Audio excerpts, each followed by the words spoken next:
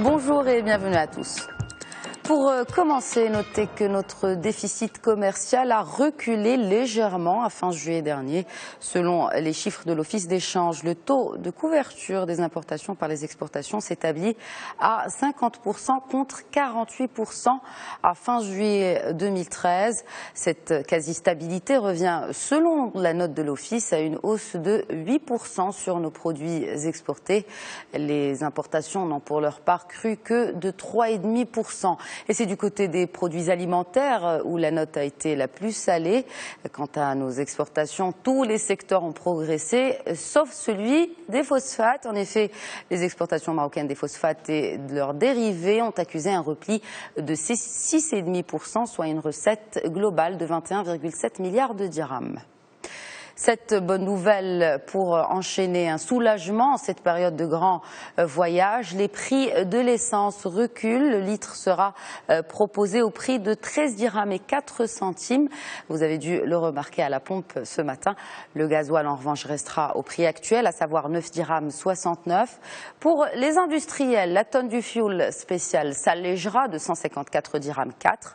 Le ministère des Affaires générales et de la Gouvernance précise toutefois que ces changements concernent les produits pétroliers en provenance de Mohammedia. Autre baisse, elle concerne cette fois l'immobilier. Selon une note de Banque El Maghreb, les prix ont en global, ou plutôt globalement, régressé de 2,6% au deuxième trimestre. Derrière ce repli, une nette baisse sur les segments fonciers et résidentiels, segments qui raflent plus de 74% de l'ensemble des transactions immobilières. Par conséquent, les ventes d'appartements ont grimpé de 3,5%. Les locaux commerciaux, en revanche, ont vu leur prix se hisser de 4%. Et par ville, on relève une baisse de 2% à Marrakech contre une envolée de près de 11% à El Jadida. Et du coup, les transactions y ont chuté de 11%. Agadir signe une contre-performance de l'ordre de 21%, tandis que la tendance haussière se maintient sur notre capitale économique, où les ventes ont enregistré un bond de 15%. Immobilier toujours, selon la presse nationale, la loi de finances 2015, fraîchement élaborée par le ministère de tutelle, devrait introduire un tournant dans le logement social.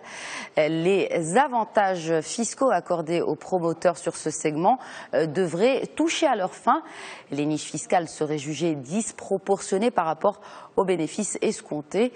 Pour mémoire, les avantages en question sont sous forme de versement par l'État aux promoteurs d'une partie de vente égale au montant de la TVA, sans oublier que les promoteurs bénéficient également d'une exonération de l'IS.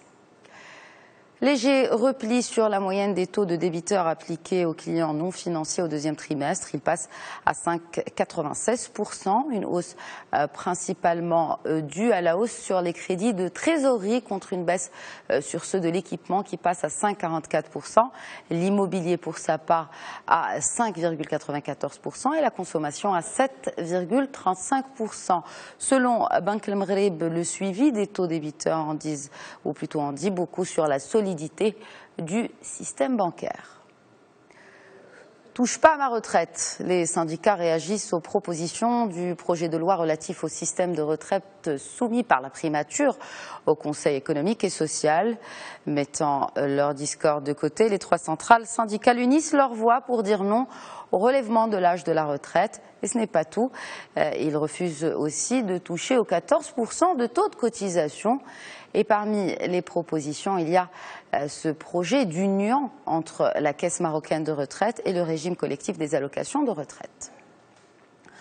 Sans transition, direction la Russie. À la mi-août, les agriculteurs se réjouissent car ils ont récolté pas moins de 62 millions de tonnes de céréales, dont une majorité de blé.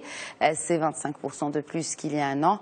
Le géant russe espère une récolte au-delà des 100 millions de tonnes d'ici à la fin de saison de la moisson.